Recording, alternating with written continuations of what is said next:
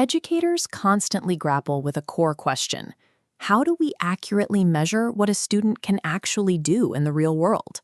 We want to move beyond rote memorization and directly assess complex, applied skills. But the moment we ask students to construct an original response, whether that involves an impromptu speech or a physical product, we hit a logistical wall. These performance assessments take an immense amount of time to execute.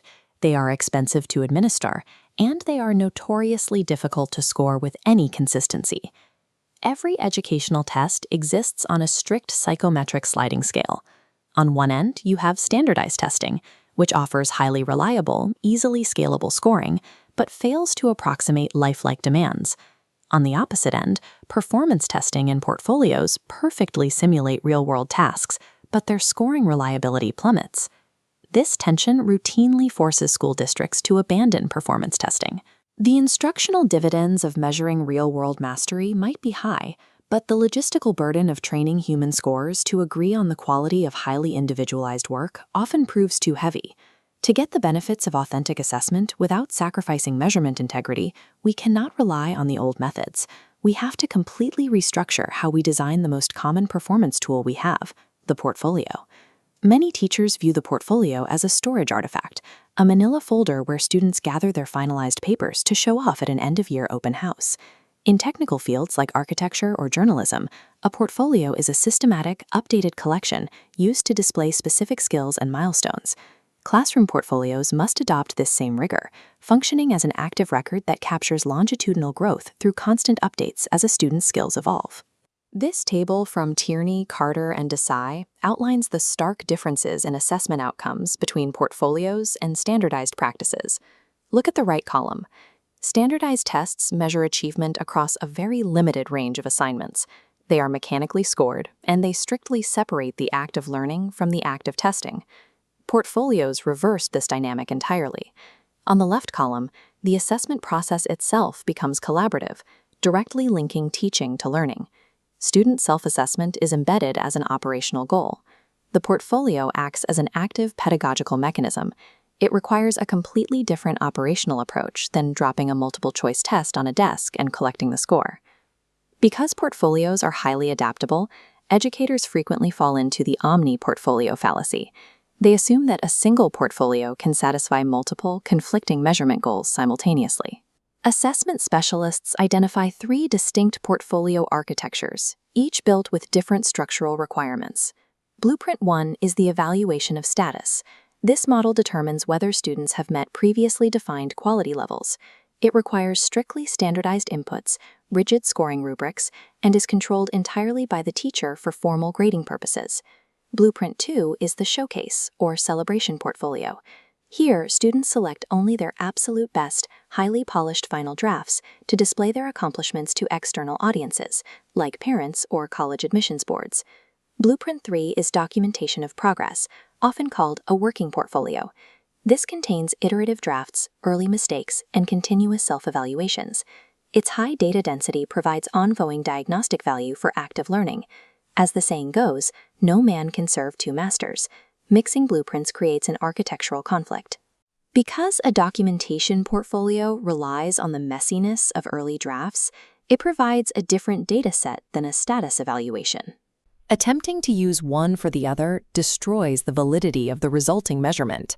What happens when policymakers ignore these architectural limits and attempt to scale a bespoke classroom tool into a massive accountability program? The clearest case study of this systemic failure is the Vermont statewide portfolio assessment program. The system relied on localized inputs. Teachers across the state guided their own students, allowing them to collect highly varied, non-standardized work samples, which the teachers then evaluated with an inherent bias toward their own classrooms. The breakdown occurred during the audit phase, when external raters at the state level attempted to score these diverse, highly individualized portfolios. They found massive unreliability. Portfolios are explicitly designed to be particularized to an individual student's needs. Therefore, they lack the strict standardization required for reliable comparative grading across a huge population. When inter-rater reliability breaks down at scale, it proves that the portfolio's true locus of measurement power is not at the state or district level. It belongs firmly at the micro level of the individual classroom. To harness that classroom-level power, we look to the working portfolio. Installing this requires a precise 7-step feedback loop. Steps 1 and 2 require establishing strict student ownership and deciding exactly what goes inside. Teachers must deliberately select inference-illuminating work samples. Searching for varied items just for the sake of variety creates noise. Every entry must yield valid inferences about the targeted skill. The core engine of this system lies in steps 4 and 5, co-creating evaluative criteria and demanding continual student self-evaluation based on those specific rubrics. The mechanics work like this. A student produces an early draft, applies the agreed-upon rubric to identify the gaps, and attaches a concrete self-evaluation slip before they are allowed to generate the next iteration. This architecture functions as an engineering tool. By attaching self-evaluation tags to every iteration, the student builds a continuous loop that internalizes the standards of their own craft. This shift in agency creates immediate real-world friction for educators. Consider the case study of Maria Martinez, a third-grade teacher implementing math portfolios. After weeks of portfolio conferences, 10-week grades are due. Maria faces a critical dilemma. Does she base those grades on her own strict estimates of a student's ability, or does she honor the personal self-appraisals generated by the students themselves? This decision strikes directly at the assessment trinity: validity, reliability, and fairness. If a teacher evaluates portfolios strictly on the polish of the final product, the system is vulnerable to intense bias. It ends up rewarding students for their inherited raw intelligence or their family's socioeconomic affluence, rather than what they actually learned in class. As this comparison illustrates, to maintain fairness and validity, the teacher must evaluate based on longitudinal growth. The metric that matters is the delta between Draft 1 and Draft 3.